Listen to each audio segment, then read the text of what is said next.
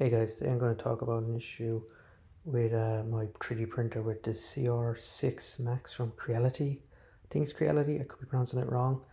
The issue is more around the heat in the bed and a strange air that kind of crops up. I'm hoping this video might help someone else along the way because initially when I went to try and find a fix for this I couldn't figure it out. So yeah, let's get into it. So once you've set up your printer, gone through everything, all the steps through the manual, and then go to auto level it and make sure that it does everything it needs to do. The next step obviously on the list is to say, hey, preheat your PLA. Now, when I got to that step and I turned on my 3D printer here, as I said, we have to wait now. But as you can kind of tell, I'm trying to avoid the glare and probably see some dirty thumb stains, so apologies if it's a bit grimy looking.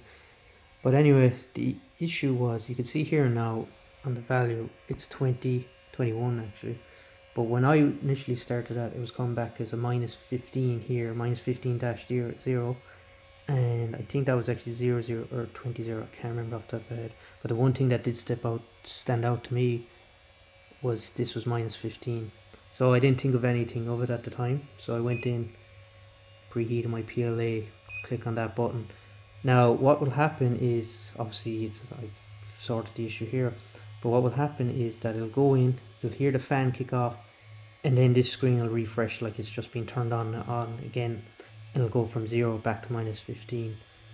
What seemed to be happening, and I'll probably explain more in the diagram, is that the connections on the motherboard weren't hooked in right. Now that can happen due to delivery or packaging, where like these things are in boxes in the, they travel probably across the Europe and China, all this, so things can be moved out of place, wires can be damaged, or motherboards can be faulty.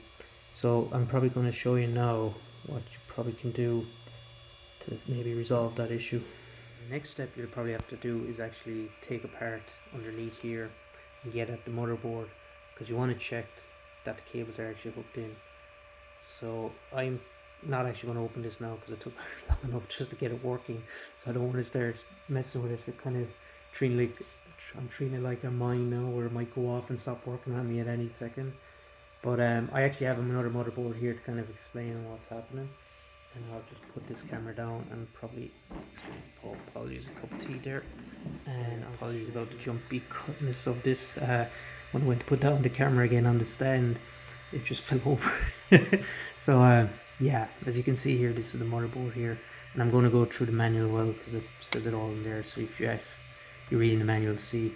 But the issue I was having here was, initially I thought that the cables won't get enough power for the heat. This heats the bed, you see, and this is the thermostat. Now initially my thing was that, oh, it's just not heating the bed and this is not getting the power. So I took it apart, got it again, put in the cables, made sure that it seems like they were connecting, as you can see in there. And yeah, so I went in, took it apart. That seemed to be fine, there was no issue with that. What actually was happening is that this part here, for me, sadly enough, this is actually the bed thermostat. Again, I'll show the diagram here to prove that, and this is the fan for the motherboard, essentially, that keeps it cool. What was happening is that this is actually faulty. Now, initially thought it was faulty because I had the old motherboard and this is the new one. What was actually happening was that the wire had actually been kind of crinkled out of place, which was kind of frustrating. So I had to actually get a new wire and put that in here and hook it back into the bed. And it seemed like that the wire was damaged. Once I replaced the wire there and connected that in, it seemed to be working fine. And actually, if you see there, you can see fan 1, fan 2. I think this is actually just a reserve slot, if you can see it there on the screen.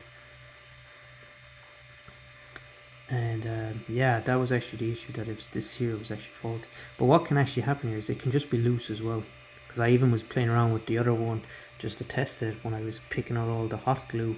And the one thing to be careful is when you are taking these apart, not to cut wires, because to be honest, it'd be more damage done than anything. But the one thing I did notice is when the connection was any bit loose, it would actually go back to minus 15. So once you've actually put in the cable and you can confirm that it works, you should go back then and actually hot glue it back together. Now, I'll be honest with you, I haven't hot glued it yet. That's why I'm being so treated like a mine at the moment, or a bomb ready to go off and cause issues again.